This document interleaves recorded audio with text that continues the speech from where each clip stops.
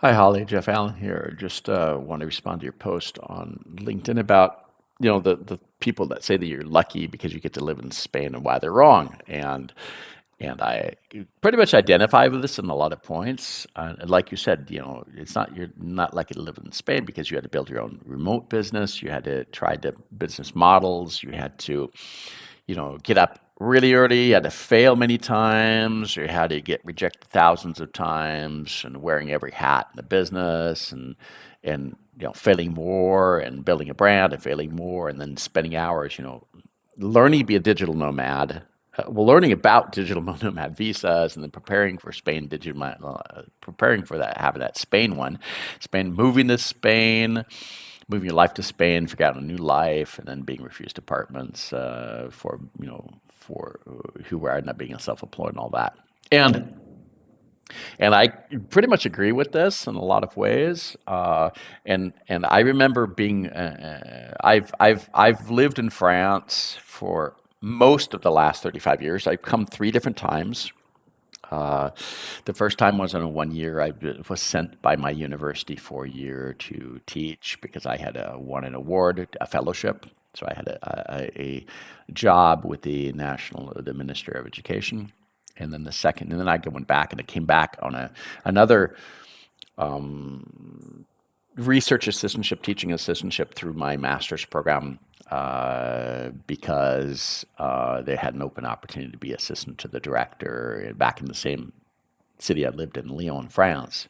Um, and so I was on a student visa at that point, and then moved back to the States with my French wife, who I'd married, and then came back as a spouse. So I had the right to be able to work. So I've come back come three times, and to go through those processes were deciding that I want to go to France. I wanted to go to France in the beginning. I had that plan. I even wanted to go to Africa to be able to work in linguistics. So I had chosen many years to do that. It took me several years to go through that process of getting the diplomas I needed for that and to have the level to get to be able to learn the fellowship, to be the selected person out of 300 300 people for that single fellowship, and then later on to apply for another job, which then go through the shortlisting and be the selected person to go through the convincing, getting to be selected and chosen for that, going through the different work visa, going every 3 months and taking care of all the administrative paperwork, which France is really known for. To go through the residency card, change things every 3 months, and go through work permit things at the first year. That's now at 10 years, so that's all simplified now. But that took a few rounds of the 10 years to get to that, right? To have a permanent residency card.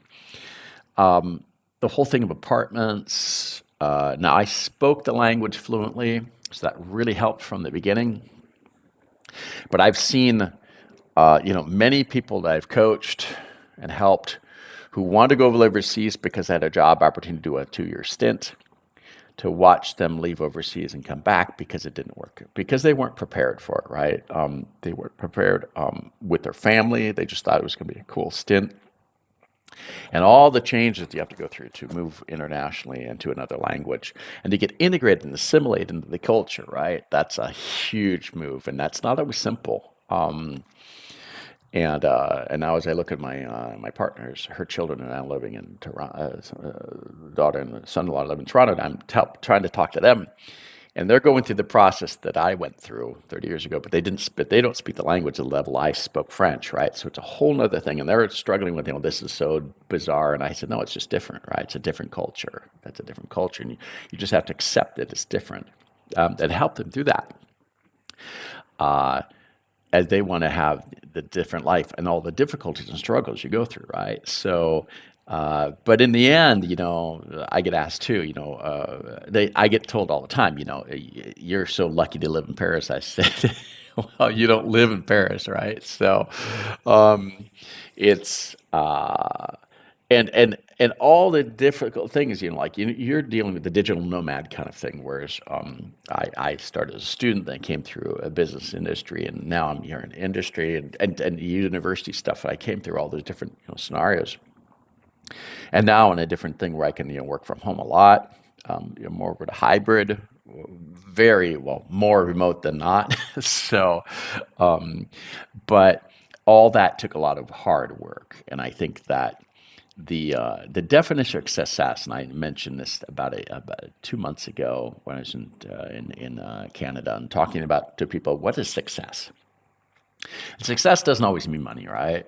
Now, it's usually judged and evaluated by money and compensation or those kind of things and what kind of job you have and how much money you make and all that. But I define success as, are you happy where you're at, right? Are you happy where you are? Are you satisfied with where you've come to? And do you like who you are and do you like your environment?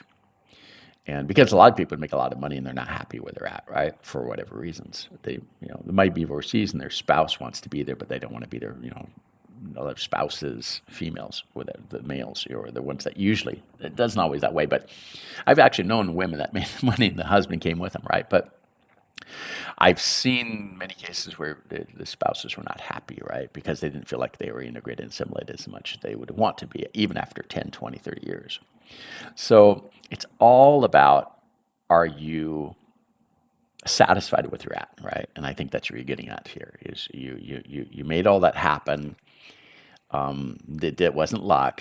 Chance does there can be elements of chance and luck at certain points, but it's not all based on that. You might have opportunities that you have to chase down, right? And I remember discussing with my ex-wife.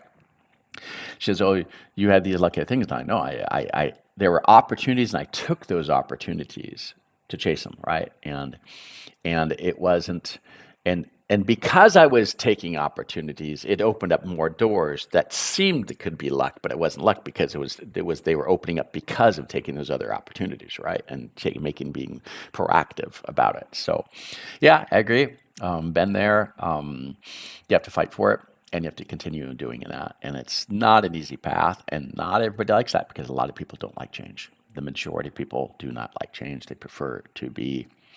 I've seen, from what I've seen, it's most people don't. Most people don't like change at all. Even and I see it at work. But those who love change, they strive for this, and they're driven by it. But they can drive their families crazy with it too, right? But these are, it's hard work, and it's not easy to get to where you're at, and especially where you've made big changes, not things that were easily handed to you, right? Because some families, some people can get things handed to them. I know people that's they've been handed things through inheritance and through the parents paid for everything, but when you have to do it all yourself, you'd be proud to do it at the end, right? So, and have gone through that process, and I want my kids to have to go through that too. I don't want them to have to always be given everything. So I want them to go through some hardships too, because that helps them grow. So thanks for the opportunity to make some comments on your LinkedIn post.